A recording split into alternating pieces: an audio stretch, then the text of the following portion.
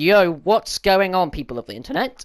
I am Jurassic Gamer, and I'm joined with a new face. Hopefully, will be appearing on this channel more often. His name is Cinema Vault, doing all of his amazing reviews. Go check him out. Link will be in the description. He is my good friend Joe. Yes, thank you. Thank you. So, That's a tremendous intro. I should just step out from a smoke screen and just be, I'm here. Destiny has arrived. or you could just pop with smoke, and you would emerge from the smoke. Yeah. But anyways, just emerge. So, obviously, you guys know I'm a horror person. I am not a Marvel person. However, my good friend Joe is, and as a result of that, he got me into, this was back in March, he got me into wanting to see the film Avengers Infinity War. I have seen the film twice since then, and I think it's absolutely phenomenal. So, a quick warning before any of this. I mean, I don't know what sort of person you are if you haven't seen it by now, but regardless, if you're one of the 5 people globally that has not seen the film, then spoilers. Spoilers. You don't want to be spoilt? Then don't stay any longer. You have been warned. Indeed. So, let's get into it. You can just put over this, you can just put spoiler, just flashing on the screen. I will. I will put massive exclamation marks. Put that.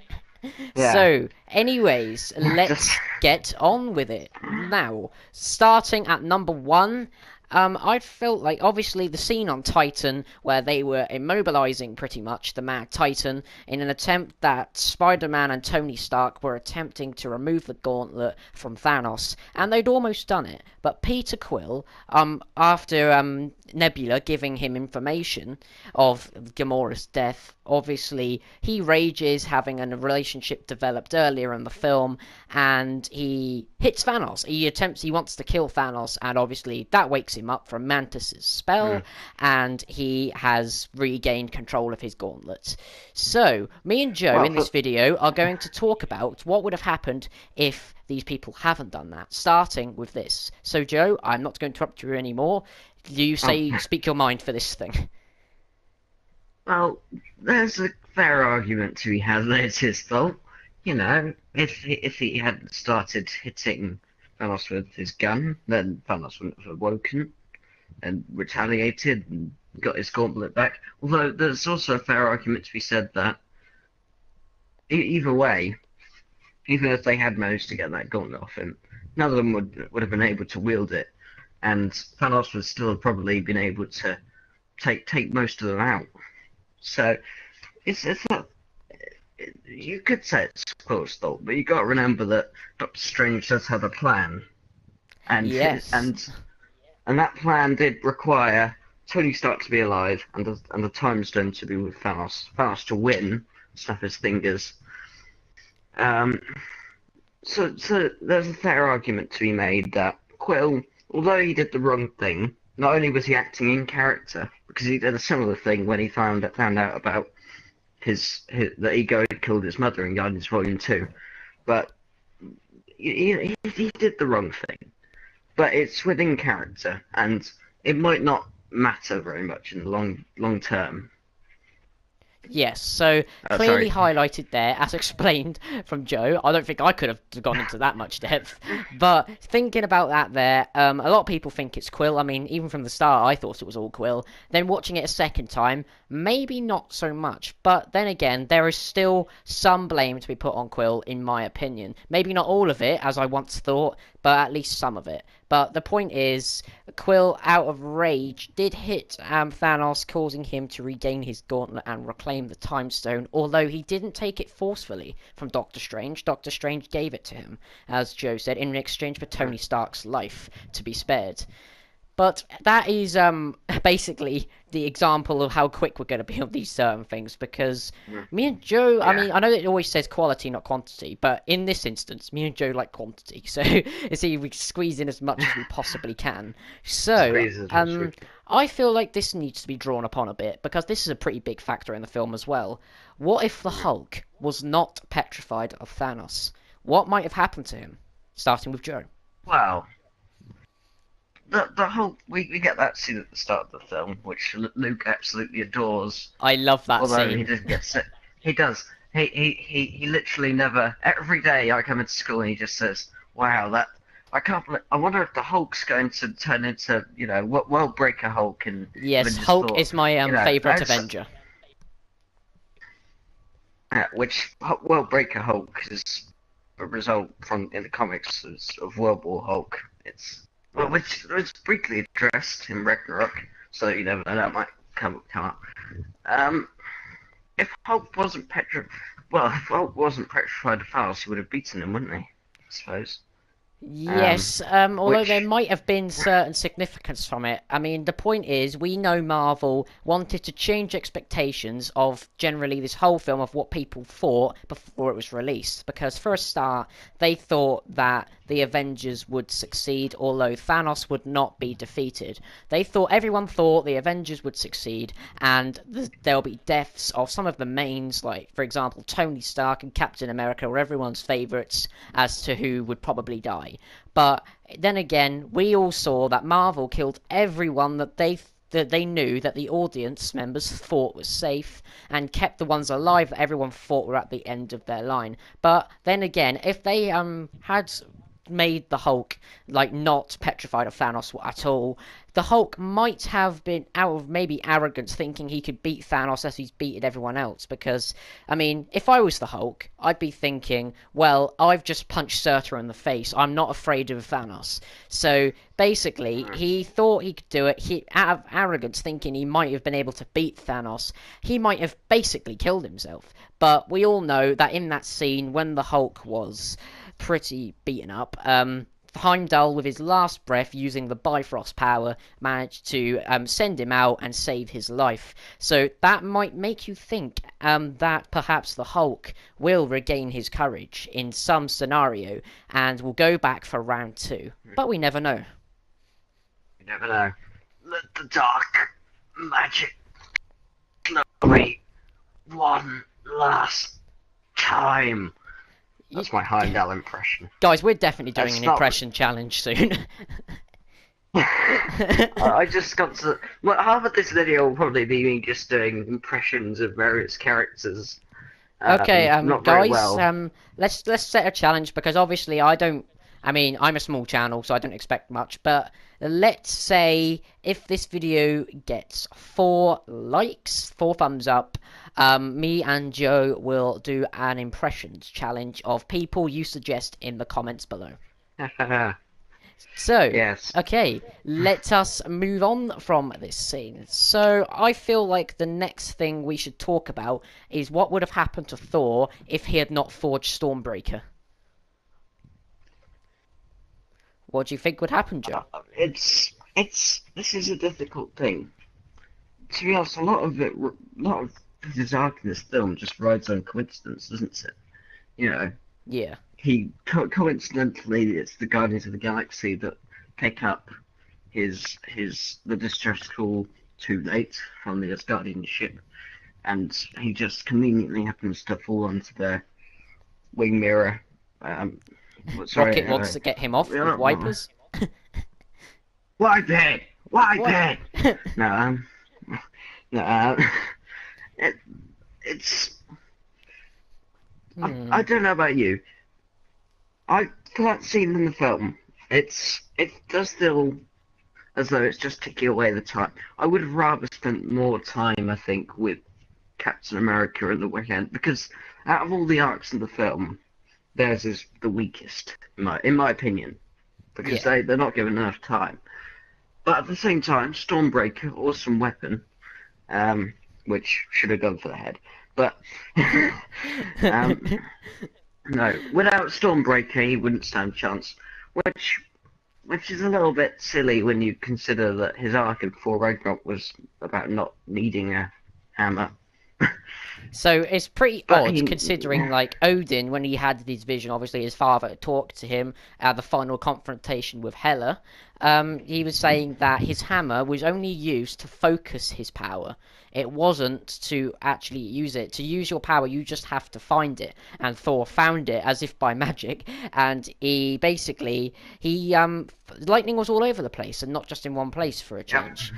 But the point is, with Stormbreaker, he went back to that. And it was a little bit different from when I saw it for the first time, because I expected Thor to use his raw power like he was in the other one, thinking that that might have been more formidable than, I'm probably butchering this name for fans, so I apologise it, but more powerful than Mjolnir ever was.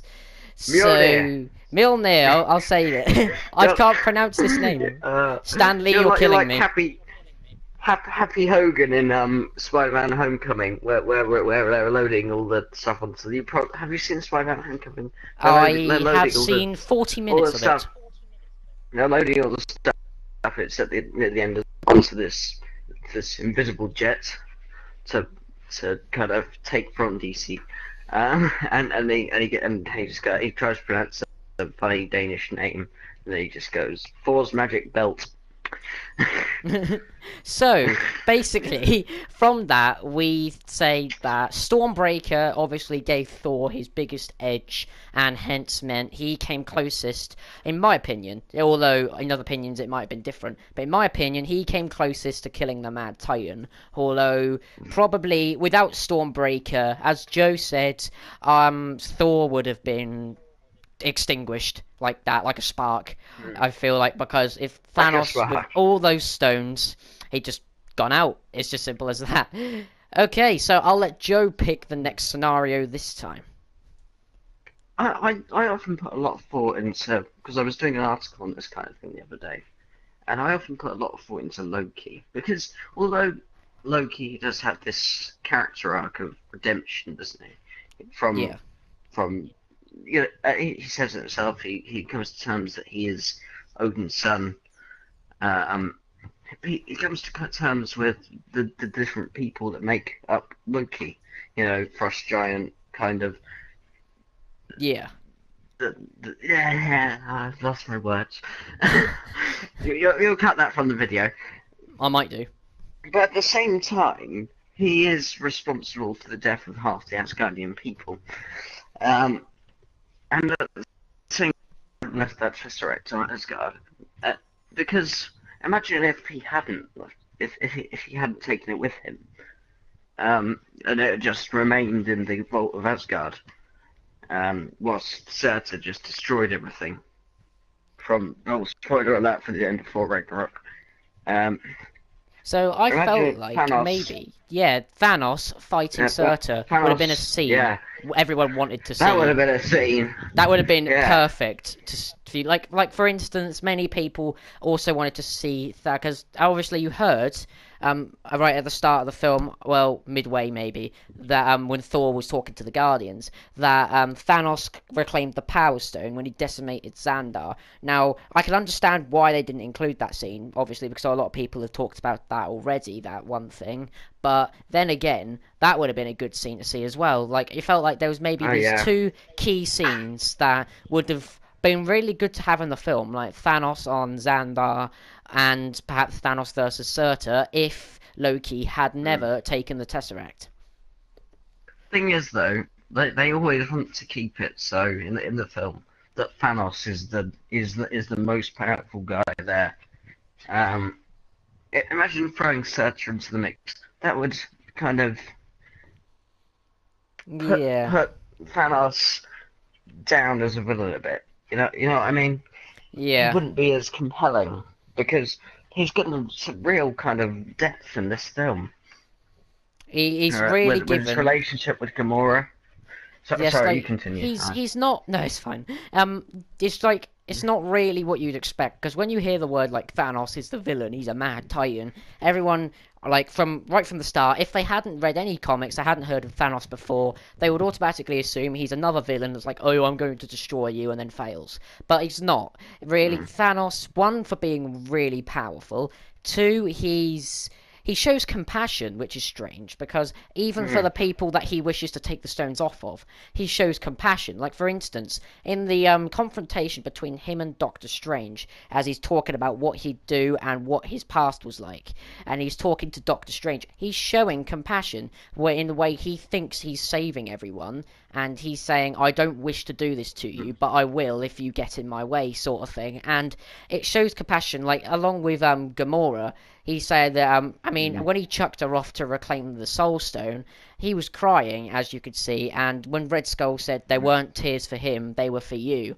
And it really does show that he's not completely, like, lifeless. He does have things that make him up. So he does have emotions, does have feelings like any of the other characters. So it's really nice to see the fact that the strongest villain, perhaps considered in the MCU, is perhaps one of the most, like, caring and compelling sort of things as well. So Yeah, it's really nice to hear. It would have been so easy for Thanos to come off as one of those one-dimensional villains like Apocalypse from X-Men Apocalypse, or Ares from Wonder Woman, or Malekith from For the Dark World, who are just all out to destroy the universe. I mean, like, because Thanos never wanted to destroy the universe. He thought that perhaps the world was kind of, I guess, polluted with the fact that there was too many people, and he was saying he wanted to balance everything, perfectly balanced. He wanted to balance everything. All things should be. And as Joe said there, there, remember you. So that's perfectly done there. Basically, what was described is. Yes, is that what he wanted to do? He wanted to click his fingers and basically kill half the universe, and they'd all cease to exist, which would mean that the other half of the universe could thrive. Because as he was talking to Gamora, he was saying perhaps on his home planet, when that was the only planet, maybe like consider it as getting in training in a way. His home planet, he performed this genocide, and he didn't think much about the half he was killing, but he thought a lot about the half that he didn't. He kept alive. He was saying that all the children now grow up with full bellies and smiles on their faces, and he's showing that he smiles on their faces. And he shows really that he cares about them, and that's nice to hear. Okay, yeah. Joe. So moving on, what else could we draw ourselves upon? Well, looking back down that Loki line, you've got Odin, who could partly be to blame, you could say, because I'd say, actually, maybe, yeah, Odin should have destroyed the Tesseract, that's what I'm trying to say, when he had the chance, like Thor said, so he's kind of to blame. But you could also blame Thor, and you could also kind of blame the Warriors 3, because you see, obviously, in that end credits scene from For the Dark World, they go to the Collector, they give him the Aether, and I mean, who would trust the Collector? Exactly. Especially after that fiasco. Guardians they of the gave Galaxy. Him the Aether.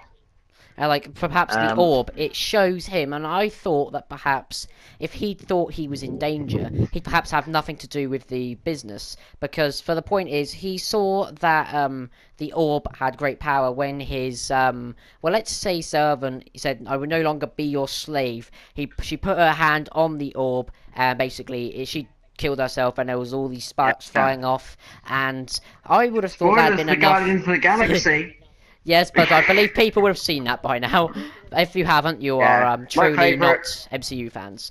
But anyways, so if I would have thought that would have opened the Collector's eyes a bit, but it turns out he knows what power they have, so he thinks big money. So he continues with it. He has the Aether and doesn't do anything else with it. So basically, that's his fault in a way as well, because he gave Thanos. It's basically like giving him one. Like, all right, there you go. You don't need to work for this one. It's sorry. Do you want to continue? No, that's fine. I've reached the end. It's within character though. A bit of it like with Star-Lord, that he would keep it in his. I'd more blame him having in the first place on Thor and the Asgardian people for bestowing the Aether upon him, they must have known this is an Infinity Stone. They said it in the end credits. They who must not be named, the Warriors Three. I can't remember their names. the, Yes. the, the point is, they should never have entrusted such. That they must have known that at some point someone would come for an Infinity Stone. You leave it in. You have to take the idea of Xandar, except you need more people to guard your stone, rather than Exactly. having your entire military force killed off in a huge battle, and S- then So it's yeah. clear to it that it's the collector shouldn't have kept the stone in his possession and give it to someone that could actually protect it. So that could be on him as well. Now I feel like we've touched on most things as part one, and maybe this one could change a little bit. Now it's about Thanos himself in a way. What would have happened if he'd because you remember that he chucked Gamora off to reclaim the Soul Stone.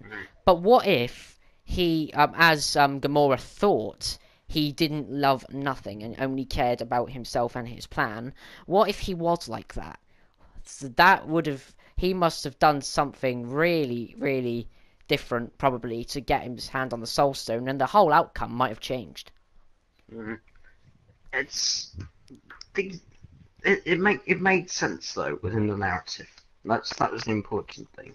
You tend not to dwell on these kind of things because when you have that kind of character dynamic, it will work no way between Faust and Gamora. No, there's no way it doesn't work. It's I'm trying to find Yeah. my words. Hey, I'm panicking. I'm panicking, Luke. I'm panicking the channel. No, it's mm, if he didn't love anything in the universe, the plot wouldn't move forwards. That's what I would say. But it although made sense when you consider the backstory and such like that that he would love Gamora. He's almost got that attachment. There's definitely an attachment there. like for It's like instance, when you love something and that something doesn't love you or something. yeah. You know what I mean. Yes, so like for instance, when you saw that insight into Gamora's past and is where Thanos goes to basically collect her. So in other words, speaking of that bit, Thanos could have done anything when he saw Gamora just there. Maybe pushed her to one side or pushed her to the other. But no, he actually cares enough to ask, "Are you okay? What's going on?" And gives her this little present which she doesn't seem to appreciate later on. But he gives her this little double-sided Mm, knife, and he's explaining his prospects. And he's so forth there saying that he believes everything to be this way and trying to win him over at a young age to show perhaps that once he mm, nurtures this daughter into something older, that perhaps it will be one of the few things that he has to like live for, something he has to work for, and mm, perhaps that is why he was so teary at the moment he had to sacrifice her for the mm, Soul Stone, because his work perhaps was for her, although she might not have realised it. And when he chucked her off the cliff, you could tell Thanos was just he was very like he mourns, like as Mantis said, he'd mourned over it, and he was mm. constantly thinking about her death afterwards. They So, do a very clever thing. So, oh, sorry. yes, no, it's fine. I mean, they do. I was just like to say they do a very clever thing, Thanos in this film, in that they almost treat him as the main protagonist. Um, Yeah, out of all the characters, you don't really get one that follows that three act structure except Thanos. You got that start where he comes out for the Infinity Stones, he destroys the Asgardian ship. He he's purposeful about his goal. That middle where he has to sacrifice and way up because his entire story is about balance and about realizing that everything has a cost. The thing he wants to do is is snap his fingers, destroy half the, but that there was a cost to balance out for that. Do yeah, you know what I mean? so that is pretty And clear. and it's Sorry, you continue. No, no, no. You're going on into depth there. I like that. Keep I'm going. just... Yeah, Okay. it's clever though, because we as the audience, probably in this film, can relate to Thanos much better than any other hero. Not only because we have the most screen time with him, also because of the aura, he comes across displaying basic human emotions, and we can relate to that. So yeah. Oh. Um. Okay, so guys, Joe has just left us. Um, I will connect with Joe again. I mean, even though it's not worth it, we're just about to do the outro. But every outro would be better with Joe. So let us reconnect, and I'll call you right back. Okay, guys, I've reconnected with Joe for the outro, just as I said. So, anyways, yeah, that was something to do with Nat type. That's confusing at the moment. But anyways, so thank you for watching, all you MCU fans on my channel, and thank you to Joe for being here. Oh no, thank you for having me on your channel, and I hope that I get invited back for next time. But I probably won't be because I've messed up.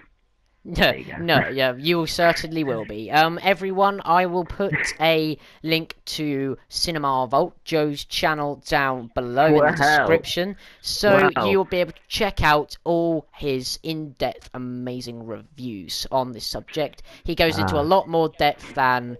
I mean, we've done depth here, but I feel like he does more to himself than we've done here today. So, you want to read all that? Go over to Cinema Vault.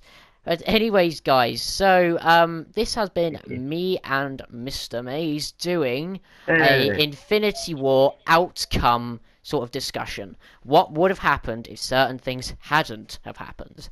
And I guess we will catch you next time if we decide to do another video like this, because I felt like if this one does well, then we'll probably do more of these. No, hopefully it does well. Oh, I hope it does too. Who knows? Okay, guys. Thank you for watching. It's been Jurassic Gamer and Cinema Vault. And we shall be seeing you later. Goodbye, people. See you later.